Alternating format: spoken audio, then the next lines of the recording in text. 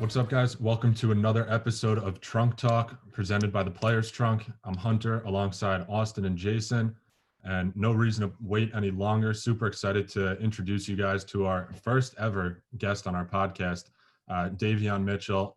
Davion, welcome to the show. Super excited to have you. Thanks for joining us today. Yeah. Appreciate it for having me. I can't wait to get this working for real.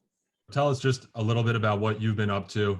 Obviously, we'll get into the unbelievable run you had, Baylor had, your teammates had in the bubble this year. We'll get into that in a little bit. Just tell us since then, what you've been up to, what you're working on, anything along the lines like that. Yeah, that first week after we won, I just been celebrating with my teammates. We had the parade. It was a good thing for Waco and Baylor. And from there, after that, I went straight to training. I kind of picked my agency early. I'm with Ncaa Sports. A lot of people probably don't know, but I'm with Ncaa out here in LA training with a couple of really good players. I don't know if they want me to put their name out, but there's some good players. I've been putting in a lot of hard work, man. There's really no break from the national championship. I kind of had to get straight to work because I didn't really want to take no rest because I knew it was going to affect me. So I was like, all right, I'm going to get straight into it. But other than that, I just been out here in LA, going to the beach, just walking around, just living life, You mentioned not too much time to rest. What does the average day look like? I'm sure fans are dying to know right now. What's the training schedule look like? How early you up? How late you going to bed? What's that looking like out in California right now? Yeah, for sure. I think my schedule, every day it's Monday through Saturday. On Sunday, we take a day off. But just every day, it's we wake up at, I think we got to be on the court by 9 o'clock. I kind of wake up too early because I'm not used to this time because, I'm like 3 hours ahead. So I wake up real early. But I just go. I go kind of early. Shoot free throws with my agent, my guy. But we work out at 9. Then after that, we lift.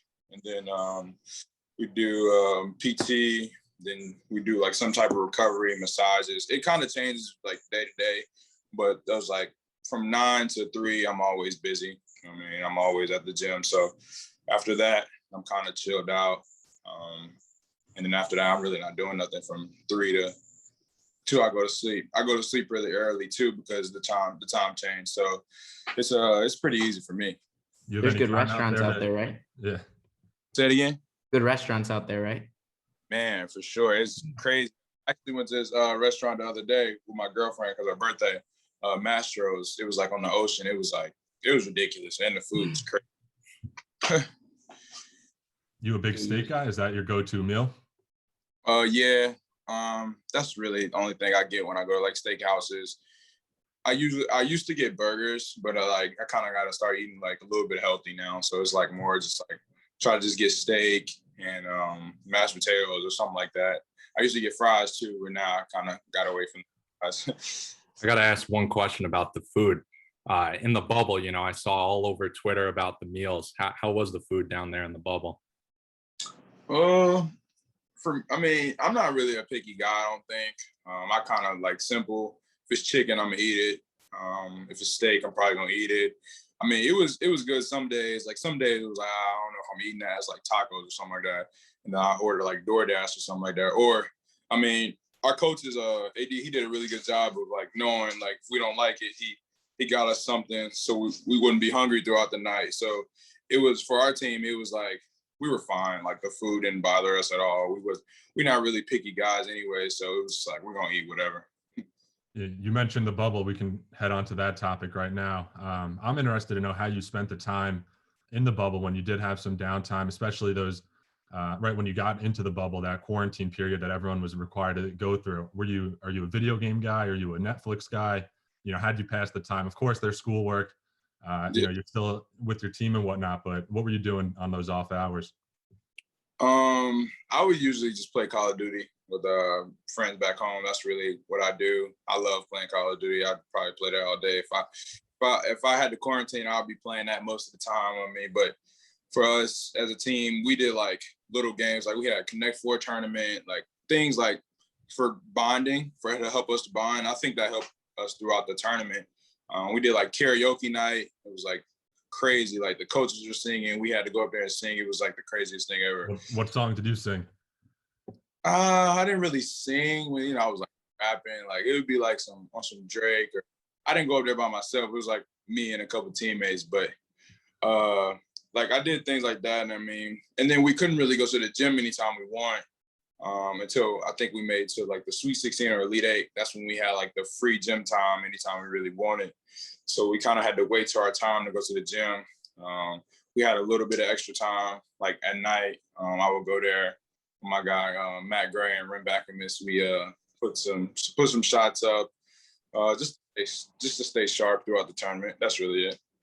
A little sneak peek for everyone tuning in. We got a full uniform set signed by Davion himself. You know, you want to just talk a little bit about this jersey and, you know, what it meant to play for Baylor? Yeah, man, it means a lot, especially, man, Baylor kind of like changed my life as a man and as a basketball player. Those guys, they're really important to me. And that jersey, man, it's crazy. It was hard to give up, but it's like I got so many. I was like, I can give up one. I mean, I know some fan wants it, or I know somebody wants it. I mean, people been asking me in my DMs, like, you know, sell the jersey, you asking me for jersey. I'm like, I'm just going to sell it to Players Trunk, let them do their thing. And then from there, I mean, yeah, that's really it. Oh, it's crazy when, you know, we get a lot of people commenting like, why is someone selling this? Why are they letting this go? It's like, you don't understand how much, I mean, we're all three were managers, so we see it, but you don't understand how much gear. People will see it tonight once the stuff launches, but like, it is crazy. I mean, there's no possible way you can even store any of that and keep it all. So it's so crazy. Like I got so much gear, like I got so much more. It's like, I couldn't even send all of it because like it would have been like just too much for real. So I was like, bro, I'm just gonna send this, and if it goes good, I'll probably send another one. But like I got so much, it's crazy. I know. Obviously, we're fortunate. We get to crack open that box right when you sent it. Get kind of our eyes on it first. I wanted to know. I know you sent a pair of Giannis player exclusive sneakers. There were some Kyrie's in the box. I'm sure there's a few others that I'm missing, but is there a favorite sneaker that, you know, your go-to sneaker when you're hooping, when you're playing? Is it a Paul George? Is it Kyrie? What's kind of your go-to there? It was really like Kyrie's, and the first Giannis, I love those, and those Giannis too. I like. I just never wore the yellow. I mean, like the yellow ones. Like I wanted to keep those like perfect, just because like I was like, bro, these are so clean. It's like it's kind of hard to just wear those. So I mean, I wear our white ones. I have those. I'm a Kobe guy too. I wear a lot of Kobe's. Those feel good. But it's hard to get rid of Kobe's, but especially with the news about the Kobe's, I was like, bro, I got to keep all my Kobe's. But those are really the shoes. I used to be like a really big Kyrie guy though. Like I used to always wear Kyrie's. I even wore some Kyrie's in the Big 12 tournament, some black ones. But other than that, those are the shoes I really go to. And you're gonna have a decision to make. I mean, we've seen on your story, you know, you're getting boxes from Nike, Adidas, Puma, like crazy. I mean, what, everyone's just sending you guys shoes now? Yeah, it's been crazy. I mean, I'm just blessed to be that guy for those to send those shoes to me. I mean, it's just a blessing for real. So why number 45? You know, it's definitely a higher number. I know a few others that were like 55 and 51, but you know, usually the guards, it's a lower number. So why number 45? Yeah, it's two reasons. I'm real close with a guy named Tweety Carter. He went to Baylor. He went number 45. Like I'm real close with him. I remember during the summer times, like a couple years ago when the pandemic was going on, he used to come to the gym with us and work out with us. And I was like, yeah, man, this is like a good number. Then on top of that, Davion Mitchell is my favorite player. So I'm like, all right, yeah, I'm probably for sure going to wear this number. But yeah, those are really the main two reasons why I wear number 45. You mentioned, obviously, you know, being in LA, you told us that a little bit earlier. On your downtime, are you a pool guy, a beach guy? Do you surf at all? Do you know how to surf, anything like that? Or you're laying low while you're down there?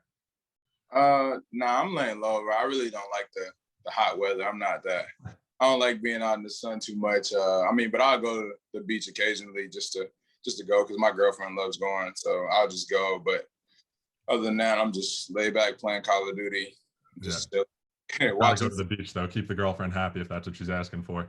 Yeah, 100%.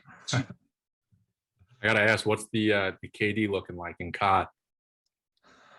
Yeah, I don't really know. I mean, but I feel like I'm pretty good. People will tell you I'm pretty good, especially my friends and people on my team know I'm really good at Call of Duty. So I really don't know what my KD is. I really don't look, but I just love playing, man. It's fun. Yeah, no, we may have to definitely link up because I'm a big Warzone guy myself. So, Bro, oh yeah, we definitely. No, you don't want to. This kid plays so much, man. He got injured playing Fortnite, so you don't even like. It doesn't matter. Fortnite, Warzone, 2K, Madden. I play it all, man. Tell them a little bit about your injury, Aust. It's something you can brag about. I think. No, yeah, for sure. If anyone asks for a fun fact, I pretty much got it nailed down. But yeah, no, definitely injured my elbow from too many hours playing Fortnite. Jeez, you must have been a sweat. No, for sure.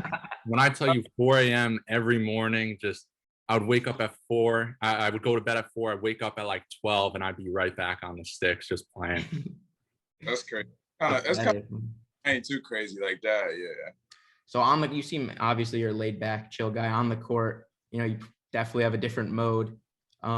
You like trash talking. You like just letting the game, do the talking. What's sort of your go-to on the floor?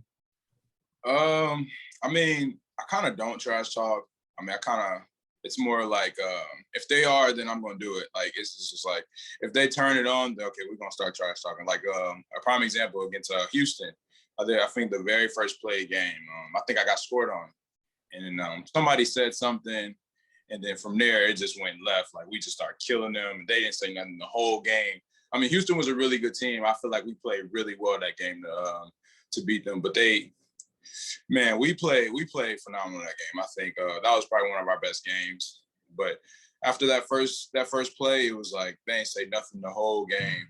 And we was like, and then I kind of was trash talking a little bit, especially when I hit the 3 at halftime. It was kind of like, oh yeah, y'all shouldn't have did that. But other than that, I'm not really a big guy to trash talk unless somebody say something to me.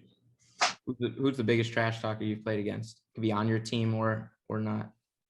Played against. I can't think of no one. I remember we ended up having like a little scrimmage against LSU, and those guys kind of trash talked. But other than that, there's not really be any teams like to trash talk us for real. Even my teammates, like we don't really even trash talk. We kind of like we got one job, which is to win this game. We're gonna do whatever to win this game. We don't gotta talk. We don't gotta do all that. I mean, we kind of just there to play. Like no one on our team really trash talk like that either. No, we Austin and I at Michigan, at least being managers, we played them in the second round, and let's just say they were running down the court every time, the too small or the talk, and it didn't work out too well. But they definitely were a confident group. Yeah, there was some good guards, man. I ain't gonna lie. I mean, they could back it up. I mean, so I'm not really mad. I mean, that just turn people up sometimes, but for me, it don't really turn me up like that. Davion, any arenas or fan bases, kind of on the subject of trash talking while we're on it, just hostile, riled up environment? I know, unfortunately, you couldn't play in front of too many packed houses and packed arenas with COVID this following season, but throughout your college career, any arenas that really stand out where, I guess really on the road, you just look around and wow, look at all these people they're trash talking, they're chirping me the whole time. Any fan bases and arenas stand out to you?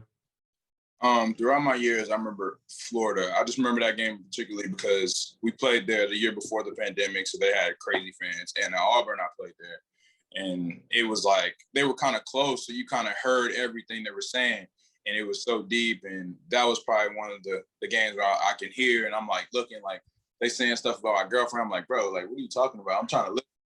It was weird. Kansas was kind of a place where it's crazy. Texas Tech is always crazy because they're kind of close too. Other than that, West Virginia was sometimes crazy. Actually, West Virginia was crazy when they beat us because I remember they was talking about like they're gonna beat us. I think it was like the very last game of the regular season, the year before the pandemic, and then they beat us and they stormed the court. But they were kind of talking crazy too. But other than that, those are the arenas that were kind of standing out to me. I guess when, going back to the run that you guys went on this year, I mean, national championships, unbelievable. Congrats again.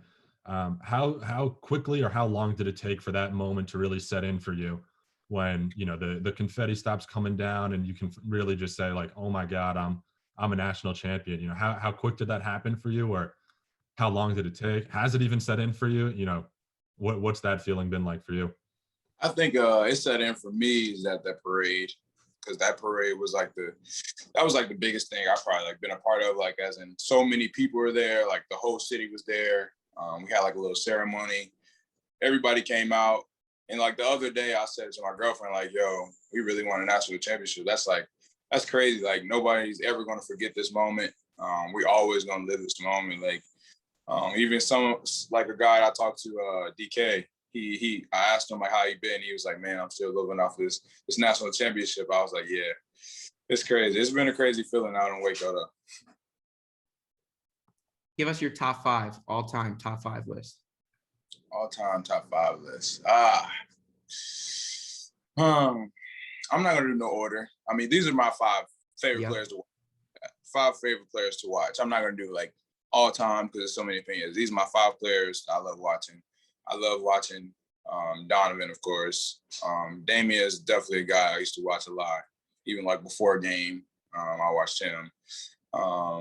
Schroeder from the Lakers, I love watching his game. Of course, Chris Paul, he's amazing. And 5th, let me see who I watch. I would say I like watching Ja Morant. Ja Morant game is I love his game.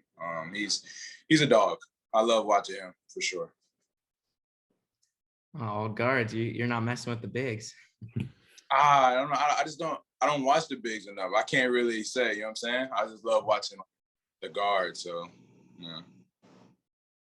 Well, Davion, again, I appreciate the time coming on this episode with us. Thank you guys for having me. We look forward to hearing your thoughts on this episode. As always, leave a comment, subscribe, and let us know who you want to see on next week's episode.